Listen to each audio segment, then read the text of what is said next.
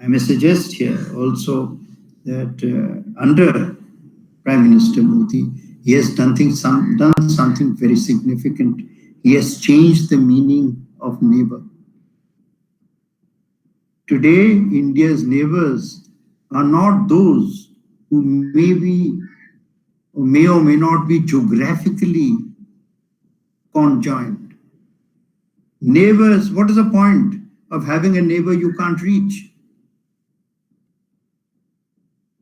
A neighbor is now defined by where you can reach, not by where you are.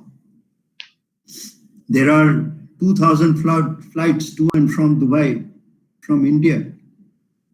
All of them packed. Oh, they used to be before this pandemic seized us by the scruff of our neck, the scruff of our throat. But I can name one country where you cannot fill seats for 2 flights a week. So who is our neighbor? Today, with Indonesia, the journeys that have the voyage towards Indonesia and Indonesia towards us has come to a point, is maturing to a point where you will see a tremendous, I think, in the decade ahead, you will see where precisely and how positive horizon that awaits the friendship between both countries. Thank you all very much for your patience, and thank you very much for for listening to me with so much kindness. Thank you, Gautam, and thank you, Najib sir. Shambhavi. Thank you so much, sir. It was indeed great listening to you. Before we move to our question and answer session, we may have special remarks by Her Excellency, Ambassador of Republic of Suriname, Madam Ashna Kanai. I request Ayushi, a student of JNU, to introduce the House to Her Excellency, Ambassador of Republic of Suriname. Thank you, Shambhavi. It's an honor for me to introduce Her Excellency Ashna Kanai, Madam, the Ambassador of Republic of Suriname. She has done bachelor's in notary law and did a successful intern at the Peace Palace, The Hague, and some postdoctoral stints. She has a master's degree in international law from Erasmus University, Rotterdam. She speaks Dutch as her mother tongue, and he is a student in Bhasha Indonesia of Gamaja in Jawaharlal Nehru University. She started her professional career as a lawyer in Paramaribo and combined it with part-time lecturing at the Faculty of International Relations at University, Suriname. She authored a 2-weekly column on semi-political and legal topics in daily newspaper of her country and advised member of parliament on pending issues of 2012. She was appointed as ambassador to India, concurrent to Sri Lanka and Bangladesh. Thank you. Over to you. Over to Chair. There were some glitches in the network. I hope the audience will forgive me. Her Excellency Madam Ashna Kanhai has been indeed my student for the last 2 years, and during this time she has learned a lot about Javanese Muslim culture and tradition, because there is a substantial percentage of Indonesian diaspora in Suriname, and these 2 streams from India migrated to Suriname. One is from India and other from, and how peaceful I request the audience to kindly switch off their mic, please. And how fully these 2 communities have existed since the time of colonial period and indentured labor system has been a topic of our general conversation, and our students are quite cordially associated with the Suriname embassy. They go and sometimes they enjoy Javanese food. It is really great. Now I invite Her Excellency to kindly give her remarks. Thank you. Thank you. I hope I'm there, because I'm seriously not hearing myself. Good afternoon. Thank you, Shri MJ sir, for making my day. In fact, making the rest of my week, and maybe making my whole month, because lectures like this are gems in a garden of a lot of pearls, actually. Thank you so much for being part of today's webinar. I would also start by, I've already been introduced. So my country is, as all of you may or may not know, a member of the OIC, the Organization for Islamic Cooperation. The Islamic element of my country's population has a connection with the Indic Belt. When dialogue is being initiated between partners within the Indic Belt, like maybe today what is happening as the initiative, it may also be worth analyzing the effect on communities outside this belt. Perhaps one such community is my country. In the 19th century, after the abolition of slavery, the Dutch took Indians from India and Javanese from the island of Java and other surrounding territories like Surabaya and Sumatra. And why do I know this? Because the ketchup from Surabaya is very famous in my country. It's even being made there. But the people were taken to replace the slaves on the sugar plantations in the Dutch colony Suriname. As you all know, my country and Indonesia were both colonies of the Netherlands. The endangered laborers, as that is what the Indians and Javanese were branded, took along with them their religion amongst other things. Islam was thus taken to Suriname by Muslims from Indonesia and India. Social structures with strong foundations in the Jamaat, for instance, in neighborhoods, or splendid Eid al-Fitr prayers on the national square show immense flexibility of the Muslims of my country. 20% of the total population is follower of the Islam faith, out of which more than 50% is of Javanese Indonesian descent. By the way, my country has the biggest percentage of followers of the Islam in South America. The descendants of the Indonesian, the Javanese Muslims are integrated part of the population of Suriname, showing flexibility towards a modern lifestyle in combination with preserving their faith. Gotong royong as a social structure mechanism in the desa, and everybody knows what a desa is. That's a community, a neighborhood where basically there is a strong social control, and it's actually good for multi-ethnic society like the Surinamese one. So the Gotong Royong system as a social structure mechanism is very common in the desas not only, but also in non-Indonesian neighborhoods, non-persons of Indonesian descent neighborhoods. And at the same time, there is simultaneously with the social structure a mosque, and attached are the Quran schools. That's how we in Suriname call the schools. And so the Javanese Muslims in my country exhibit a rich tradition of roots in Java and consider themselves exclusive followers of the Islam. Traditions of Javanism are often seen along the practice of Islam. I think this is one of the striking elements of Islam in my country. And I think this follows what Shri M.J. Akbar has already put in his lead, that tradition and religion can go together and they not necessarily need to be the same or coming out of each other. How do you say that?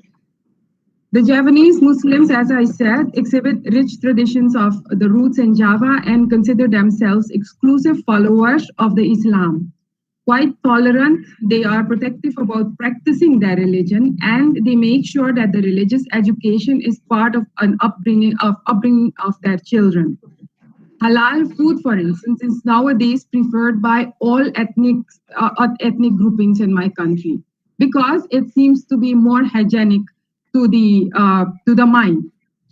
Traditions, the tolerance as in respect other faith in my country is there, as the attitude of especially the Muslims of Indonesian descent have an attitude towards in favor of dialogue between different religious groups in my country. And this pictures a peaceful canvas of Suriname's multi-ethnicity. I think these were my special remarks. So I would like to thank again Dr. Gautam Kumar Jha for considering me to be a part of this webinar. and Shri Amjad Akbar for being there and listening to me. Thank you so much, sir. And of course, all others, Dr. Muhammad Najib, whom I've not been introduced to, but I see you on the screen. Sir, it's an honor. I wish you all a successful webinar and congratulate the coordinator and his team, because I know that the students of Dr. Gautam Kumar Jha are actually the best students of JNU. I mean, I'm not flattering myself, but the coordinator, Dr. Jha, and his team with today's webinar, and I definitely hope to learn from you in the course of your webinar. Thank you very much. Thank you so much, Her Excellency Ambassador of Republic of Suriname, Madam Ashna Kanai. And it was indeed an informative session. We'll move to our question answer session. So in case the audience have any question, they can just write it in the chat section. We'll take up the question one by one. Yeah, before we take up the questions, I just sum up what they have spoken. First of all, Sri Akbarji, and I'm really thankful to you that you chose almost all the aspects of Indonesian Islam and culture, and the way you have explained that how Indonesians have kept Islam as different than the sect. The sect is different and the religion is different. So this is what we could see, and how they have preserved this today, which becomes a very unifying forces. And it's really great. And thank you, Ashna ji. You have, I have personally visited your country and I've seen the Muslim population there. So it's really great. I think these models, are really good for us and for the other pan-Islamic countries to learn. And now I invite question answers. If they have any question, either you can write on the chat box or you can come up directly. Just flag your hand. Is there any questions? Let me check. Thank you. Sir, there are two questions. Yes. Could you just ask could you just take this question? Direct this question. Sorry, I got disconnected for some reason. Okay. There is one question from Mr. Ravi Ranjanya. He is a student of Gautam Kumar Jha. He also mentioned that. So his question is, what is the future of tolerance, technology, and women employment in Islam?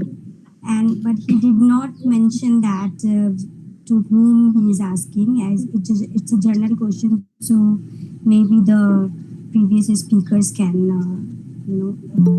give the answer if they like. And the second question by the Zainuddin Sayarif.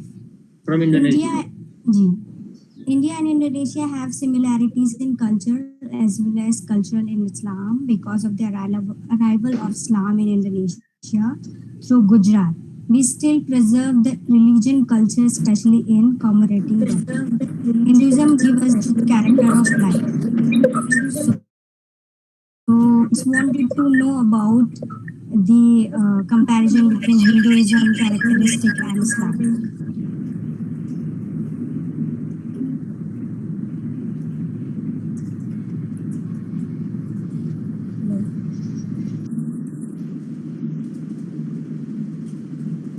MJ can answer this question. Why don't I suggest that the question from India be answered by Muhammad Najib Saab, and the question from Indonesia I will answer. Great.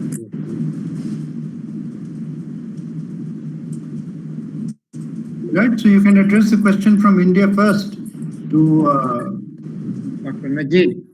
Yeah, Dr. Najib. If you don't mind, I propose that let me speak first, and after that, on the question and answer session, I will use my time to answer the question. Okay, thank you. And hopefully in his lecture that probably the answer is already given. Thank you.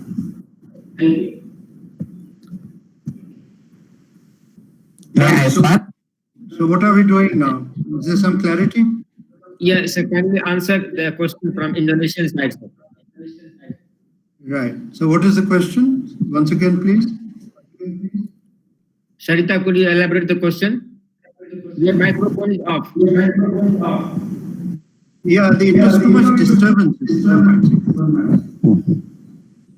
Other speakers can please switch off their mic so the disturbance will be reduced a little bit. So No the question problem. is, Maybe later on we'll connect again. No problem. okay, so sir, the question is, India and Indonesia have similarities in culture as well as culture in Islam. So because of the arrival of Islam in Indonesia through Gujarat, we still preserve the religious, cultural, especially in commemorating death. So Hinduism gives as a character of life. So he wants to know about the characteristic between the Indonesian Islam and the Hinduism. Because I think, Yeah, I can have a very simple answer to that, Sarita. If, all that I said in my remarks answers that specific question.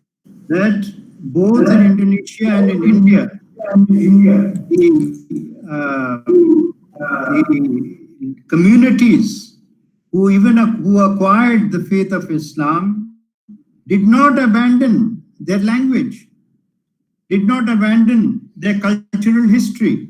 Today, if you go to Gujarat, Gujarati Muslims speak Gujarati. If you go to Bengal, you will find Bengali Muslims there speaking Bengali. In fact, the liberation war of Bangladesh was a war for the rights of Bengali as much as for Bengalis. If you go to Tamil Nadu, you will find today Muslims there speaking Tamil.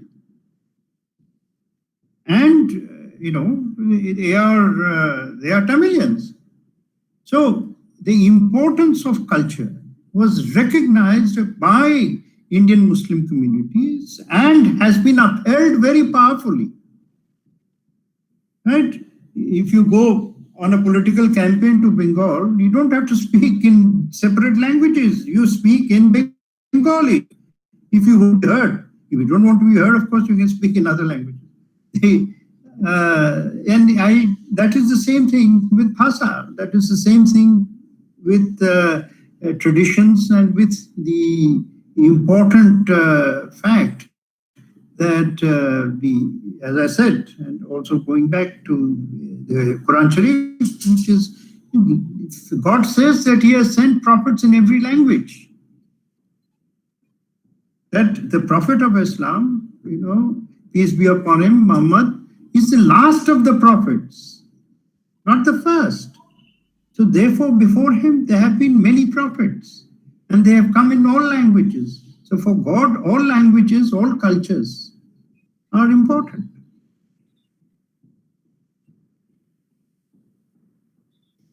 Thank you, sir.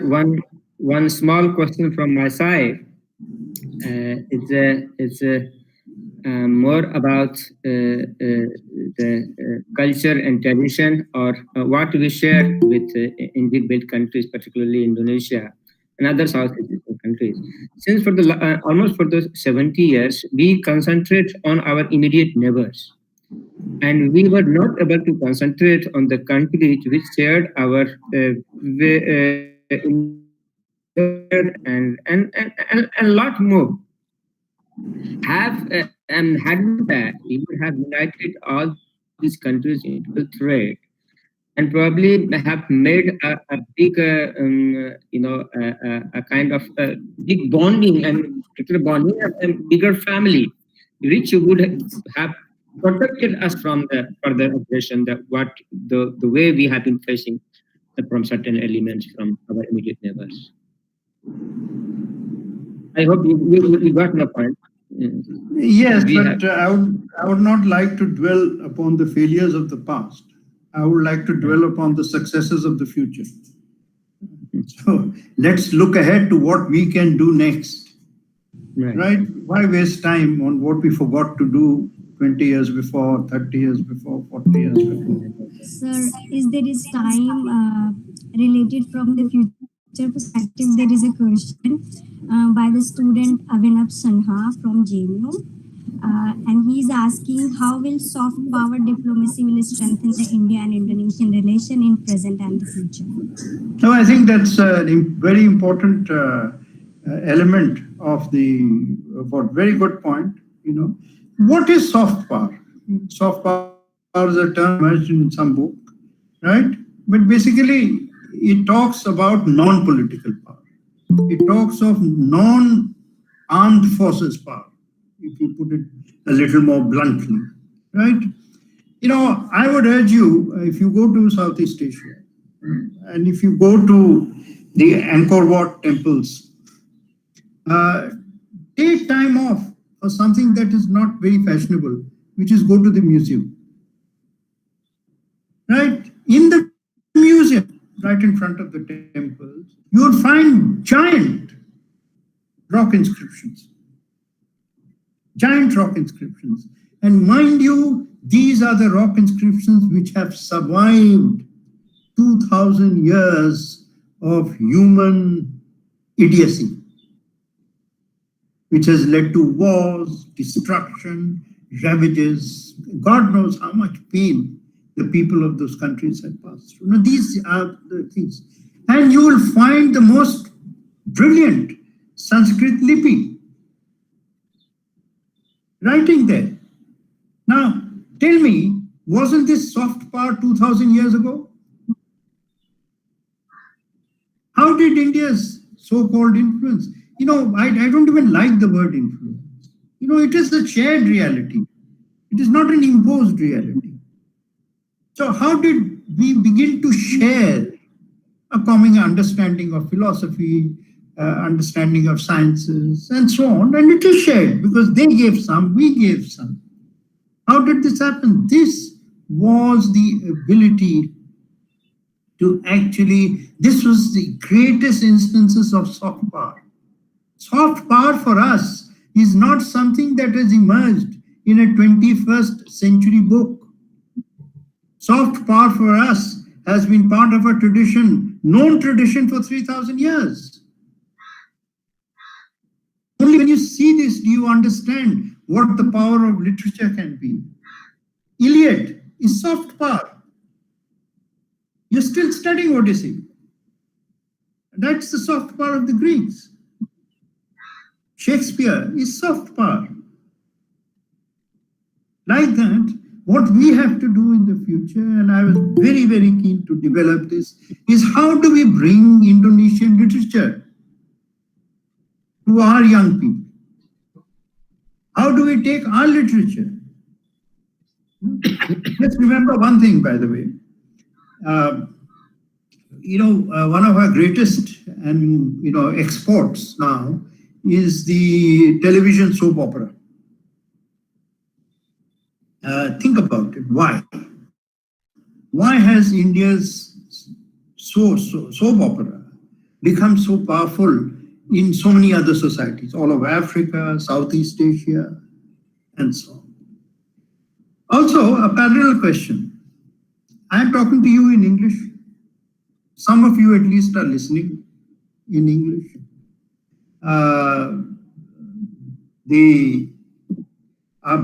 Our most powerful newspapers, let us say, our richest newspapers are in English, not necessarily the most powerful or the largest circulated, but our richest because advertising comes from the English-speaking newspapers and media and news and the cacophony, right? But why hasn't one single soap opera in India appeared in English? We govern in the English language, but we never entertain ourselves in the English language because, right, we might write the law in English, but we still laugh and cry in Hindi, Bengali, Malayalam, Odia, Gujarati, Tamil, and so on and so forth. We laugh and cry. That is why the most powerful tongue is the mother tongue. English is a father tongue. It is not a mother tongue.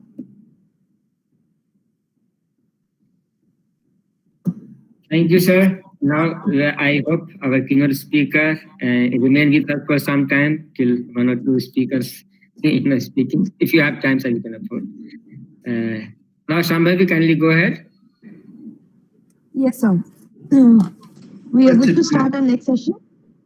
So, moving along, I would like to call upon Ayushi to give us a brief introduction of Dr. Mohammed Najib. Thank you, Shambhavi. It's an honor for me to introduce Dr. Mohammed Najib, the advisor of the Speaker of the People Consultative Assembly for International Affairs, Indonesia. Dr. Najib has done his PhD in political science from National University of Indonesia. He has worked as lecturer in engineering faculty in University of Muhammadiyah, Surabaya, and lecturer at ITS.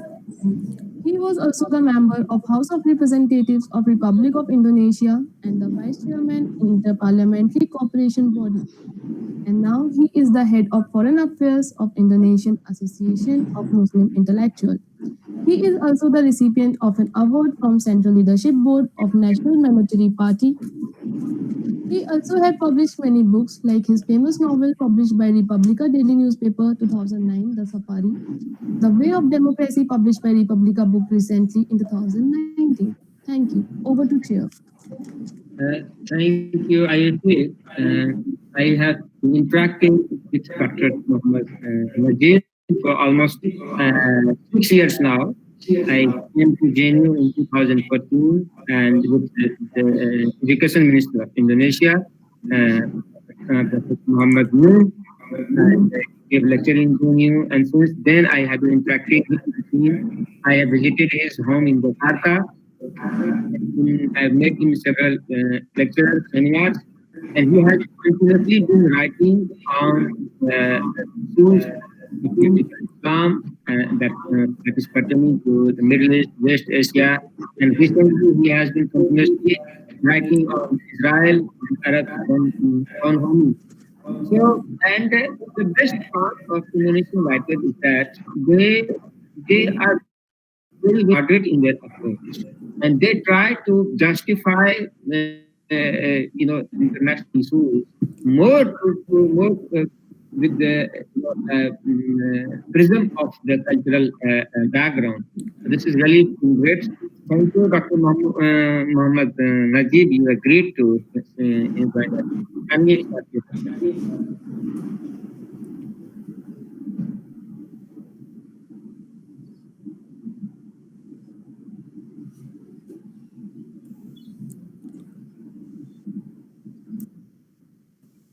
Okay, may I start?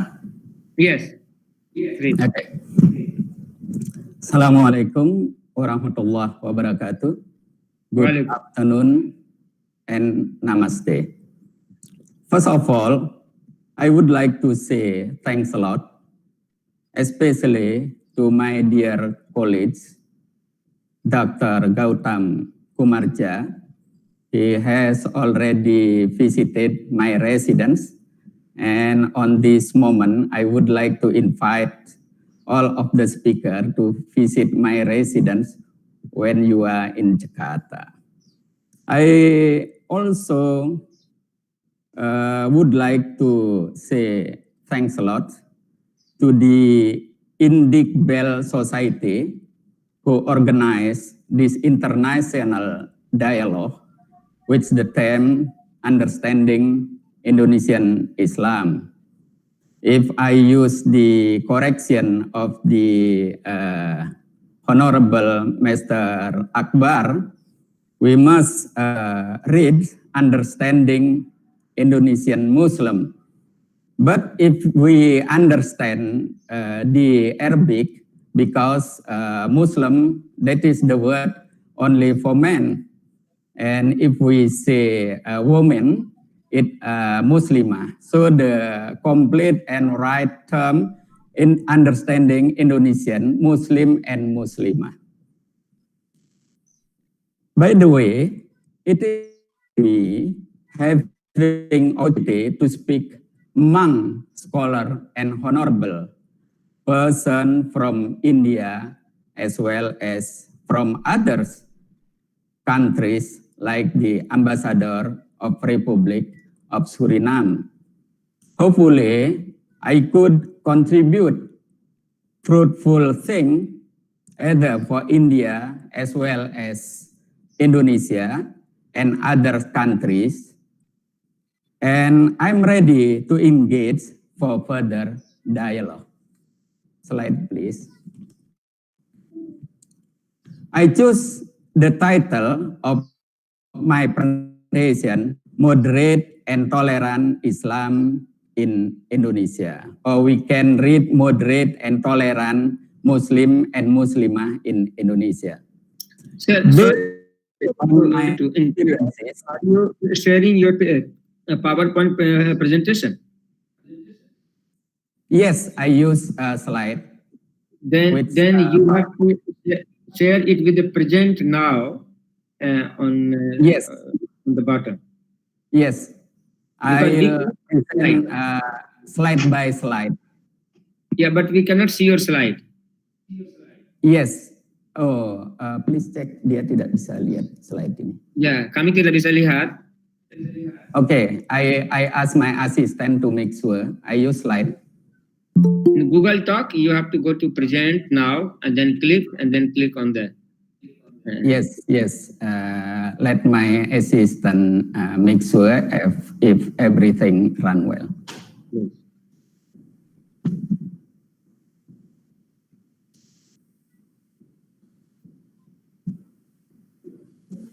Bisa? Sudah nyala? Please click on present now on the bottom. Okay. Could you see the slide? No. Coba. Moment please. 1 minute. Bapak bisa gunakan mengetik present now. Yes. Okay. Could you see? Yes. Now we can see. Yes. Okay. Thank you. I continue. Based on my experiences, if we talk about Islam, especially in the West countries, people will associate with Middle East or Arabic countries. Islam in Indonesia and in Southeast Asia in general actually are different.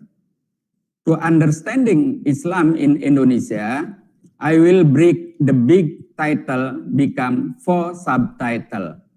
Next slide, please. Next slide, yes.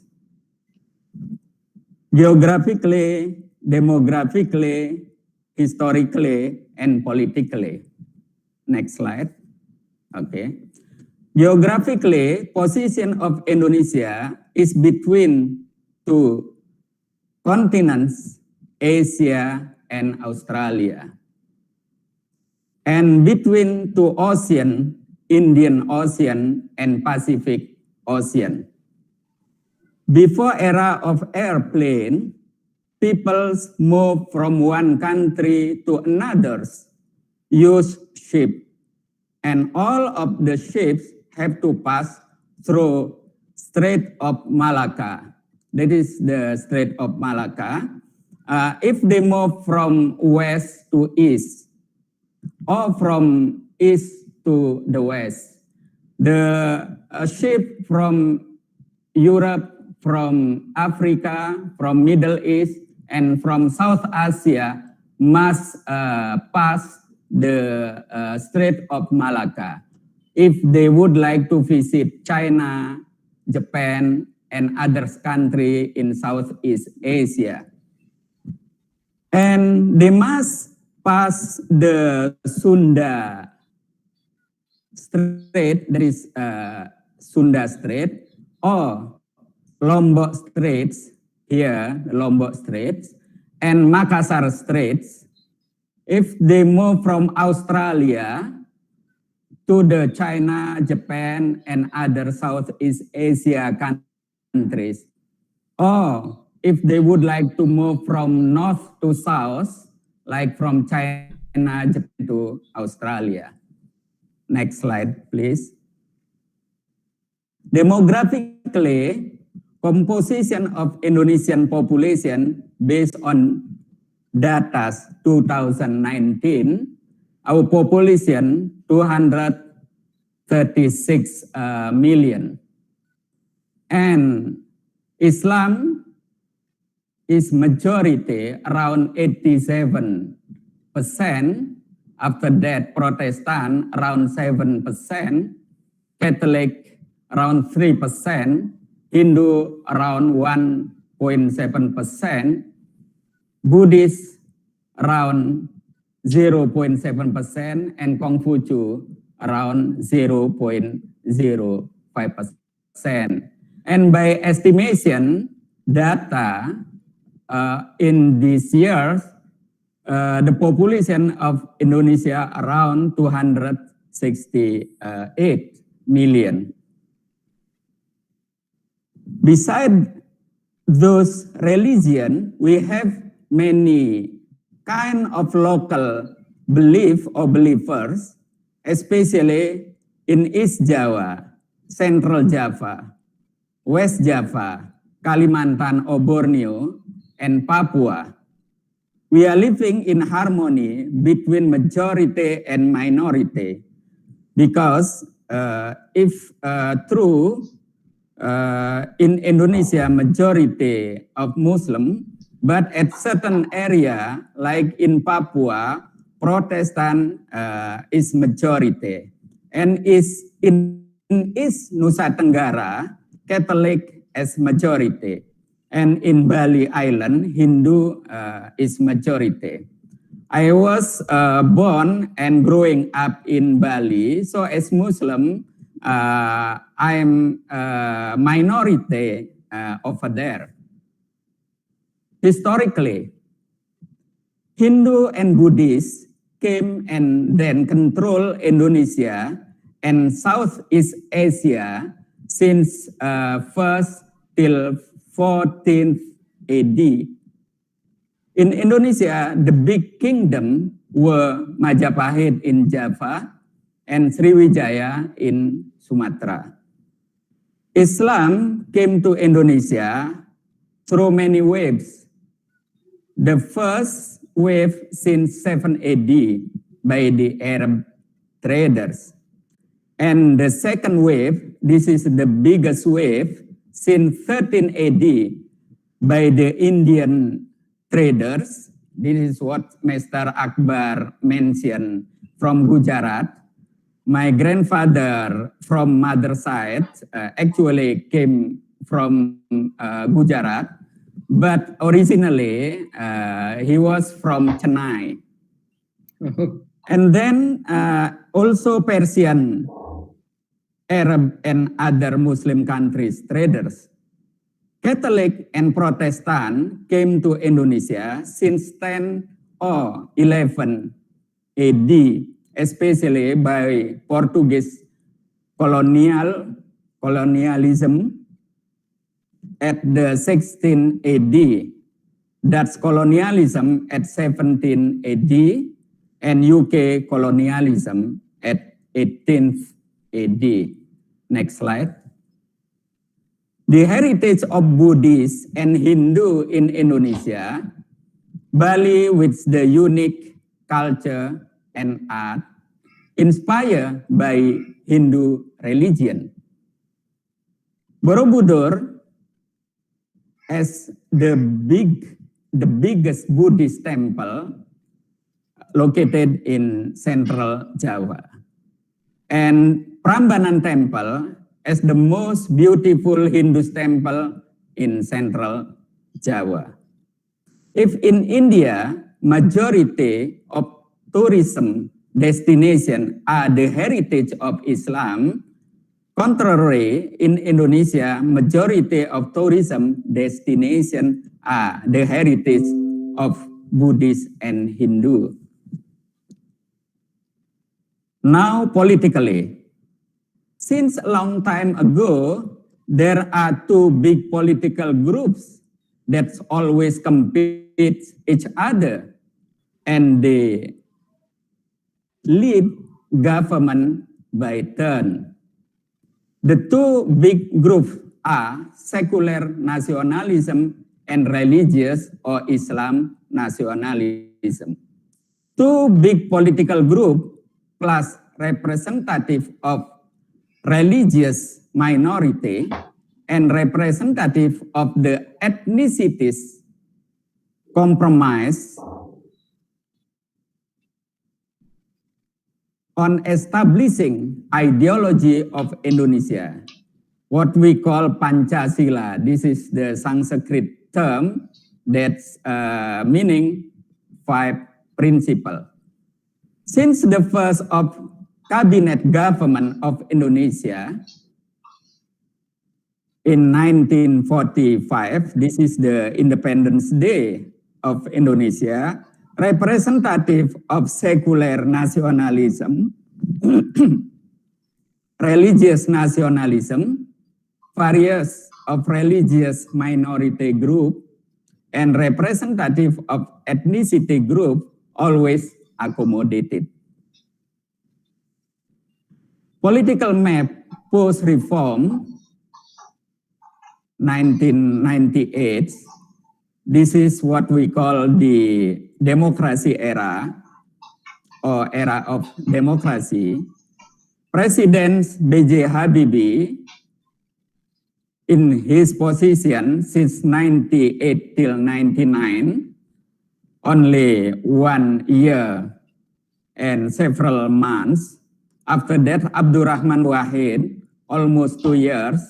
And after that, Megawati Soekarno Putri, around 3 years. And after that, Susilo Bambang Yudhoyono, 2 terms, complete 5 years.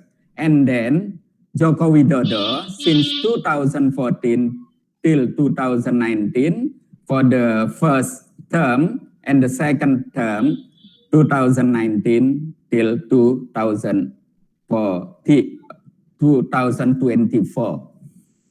By the Indonesian scholars, under the Habibie, Abdurrahman Wahid, and Megawati, they call this is the transition democracy.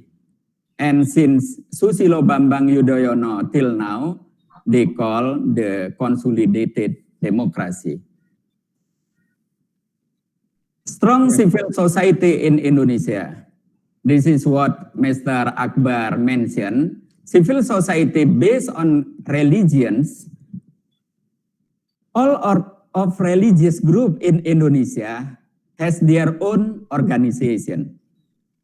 But the biggest one is Nahdlatul Ulama, then Muhammadiyah, and others Islamic organization. The West scholar call this is big NGO in Indonesia. Actually, we have other NGO that's part of the civil society based on the issues like democracy, human rights, women, children, and other common interests. Now I would like to make little bit comment about the Indik Bell. Indonesian peoples are open and welcome for any ideas as far as giving mutual benefit for both sides. So I think if you would like to separate and would like to socialize Indik Bell in Indonesia, I think there will be many people would like to join this association. Subject of economics, I think there is the question from Aji Tabsing that I have already wrote here. He asked about the opportunity for cooperation. We could cooperate with the subject of economic, trading, education, human resources development, and the transfer of technology as the priority. The political issue relates to the religious or religions are very sensitive issues, especially for the last 20 years because of the massive using of the social media. I don't recommend to enter to Indonesia through this window. We have to close this window and avoid to use this window. Then Indic Belt in India for individual look like one belt, one road from China, or now they call Belt and Road Initiative or BRI. BRI actually run well despite appear many controversy economically and politically because of the economical or political interest among parties. But majority of us receive it and the program so far run well. That is my presentation, and I hope later on we could dig deeper understanding about my presentation on the question and answer session. Thank you very much. Shukriya. Shambhavi, Yes.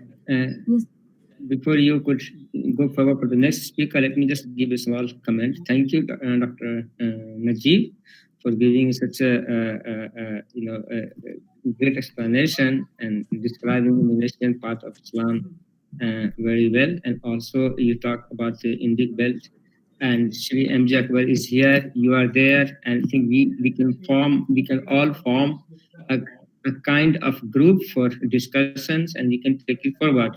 Our purpose is not like China One Belt Road Initiative, but of course that he said that MJ has said that now we have to talk about future, how we can take it forward. I think Indic Belt is a great term which you have already accepted, and we can unite people to people interaction is very important.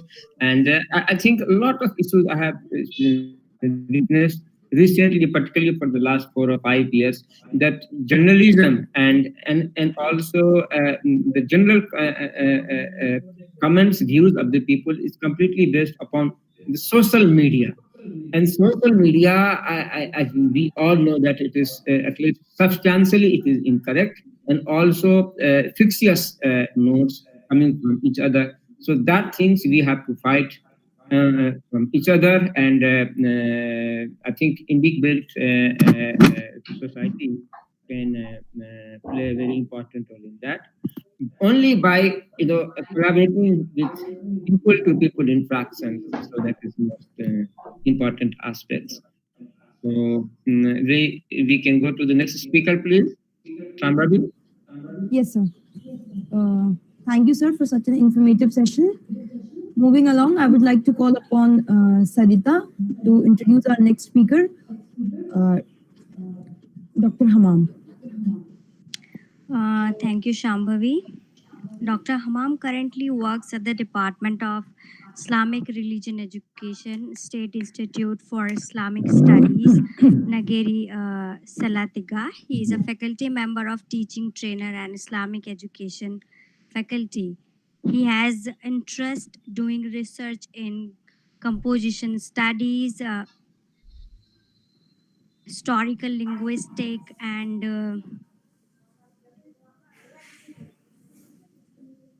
am I audible? Yes, I'm here. Historical linguistic and discourse analysis, and he has completed his PhD in Center for Linguistics, School of Language and Culture Study, Jawaharlal Nehru University. He has been awarded for the award of excellent at the Indonesian Embassy in New Delhi 2013, Indian Council for Culture Relation 2012, and lecture with achievement at Salatiga in 2012. Thank you so much. Over to you, Shambhavi.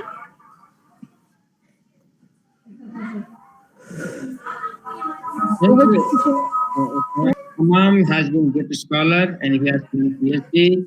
I was his student for his PhD, and I just wanted to share with the audience that could you switch off your mic, please, some of you.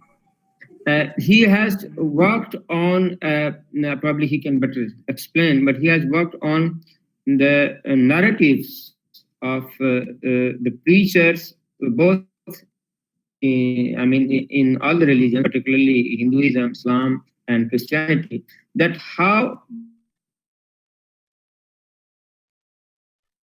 the narratives of preachers can be defined as consisting in the aggressive norms or aggression or non-violence or violence. Thank you. Hammam, please. Very good afternoon. Thank you very much, my guru, especially my co-supervisor, Dr. Kaitam, when I was pursuing my PhD in Jawaharlal Nehru University. Distinguished guests, especially MG Akbar, and my senior, Dr. Muhammad Najib. And then another speakers, the ambassador of Suriname. Thank you for being here. It is my privilege for me to be here, and especially my my co-supervisor, Dr. Gautam, always inviting me and always keeping in touch to promote our academic discourses, especially in connected between India and Indonesia. So actually the topic is very interesting because I have been talking many times with Dr. Gautam that we need someday to discuss about Indonesian Islam, because Islam in Indonesia, as mentioned by the first speaker, that in Islam actually is universal. Islam as a universal message, always similar everywhere, whenever. So it is always similar because Islam actually is like other religion, always promoting social harmonious coexistence. All religion always engage the followers, the adherents to promote in a society how to live in social harmony. So in my presentation, I would like to talk three things. The first one is in the construction of Islam in Indonesia. So how is Islam is constructed actually in Indonesia? So historically, Islam in Indonesia is come for three countries. The first, as we know that, as other people and scholars mentioned, that Islam in Indonesia is strongly connected from the traders from Gujarat. So in that context, so Islam in Indonesia is constructed with a social and local culture, as India, that we know Islam in Indonesia cannot be separated with the social contact, with the cultural contact of India. So Islam in Indonesia is always connected with the local culture, where at that time is the population of Indonesia is majority is Hinduism. So that's why Islam come to Indonesia, where the population of the people at that time is Hindu, and Muslim from Gujarat. So they come to Indonesia and they can cooperate each other. The Islam come to the Indonesia through the Gujarat peacefully. So there is no social tension, no social what we call conflict at that time. This is the first thing. And the second, Islam is also, Islam in Indonesia also influenced by the Persian people who come to Indonesia. In that context, that mysticism is one of the characteristic of Islam in Indonesia. Sufism and then spirituality is that is very dominant discourses colorize the culture of Indonesia. Islam in Indonesia. So the second characteristic, Islam influenced by Persian, is mysticism or Sufism. And the third, also the scholar believe that Islam in Indonesia also influenced from Arab Saudi, from the Middle East. So that's why the issue of purification of Islam in theology, it become the dominant discourses. So that is the characteristic of Islam in Indonesia originally. So how the Indonesian scholar constructed the characteristic of Islam, and now Islam is in Indonesia is totally different from other country, even from Middle East. So the Muslim scholar construct the discourses of Islam as rahmatan lil alamin. The original message, as mentioned by our special guest, Mr. MJ Akbar, that what is the original of Islam is as universal message that we have to promote as rahmatan lil alamin. Islam bring the message of peace for the people. Islam is welcome for everyone to live together without looking the color of the skin, the race, the social setting, and the social status. So that is the most important. What kind of discourses is promoting right now in Indonesia? So that's why if you come to Indonesia, if you see the people in the, for instance, in supermarket, they did not wearing hijab, but they're still praying because they believe that if we, as Muslim, we have to promote the peace with other people. And the last one, so what is the main project, the main program of Indonesian Muslim? We believe that we have a long history related with the political up and down, that religion, whatever of the religion, always sometimes when there is general election, religion must be there, like political of identity. But always we as a Muslim or other religion follower, that we have to believe that what is the original of the message of our religion. For instance, Hinduism. I would like to give you an example. One of my research, I'm reading on ahimsa.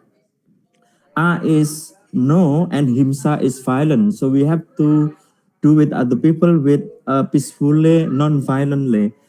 When I search further, I find in Islam term that it is called as Ar-Rahman. Ar-Rahman, it means that we have to love, we have to take care of other people. So that is, I think, we have to spread these values. It is universal values for the future to connect India, especially in Indonesia, to promote how to construct the global village peacefully through the religion, not only Islam, but also Hinduism, Confucianism, and other religion. I think the future to by understanding how the discourses of Islam in Indonesia can be experienced for other Muslim, even for other religious follower in the future. So that is the point, I think, how the construction of Islam in Indonesia. And I think, thank you for this big and privileged opportunity for me, and big honor for my co-supervisor, Dr. Gautam. Thank you. Thank you, Dr. Hammam. In fact, it was great. You pointed out some of the important issues.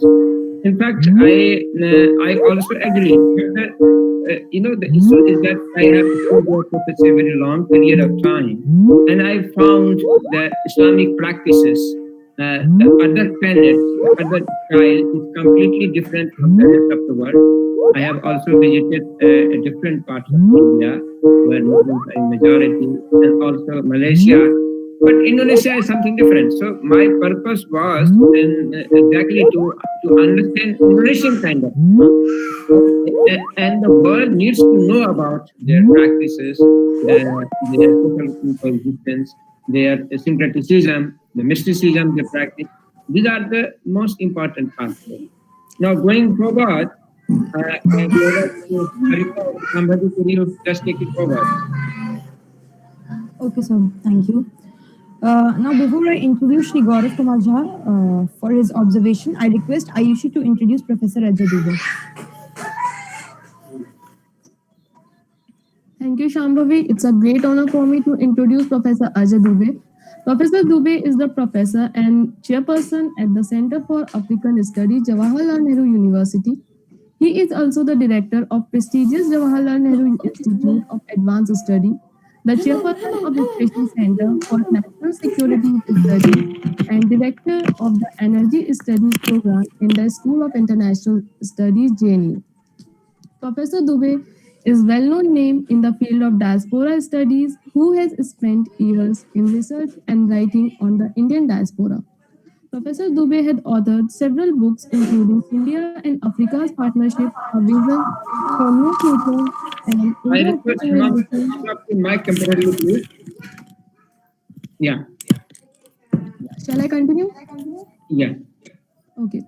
So, Professor Dubey is the well-known name in the field of diaspora studies who has spent years in the research and writing on the Indian diaspora.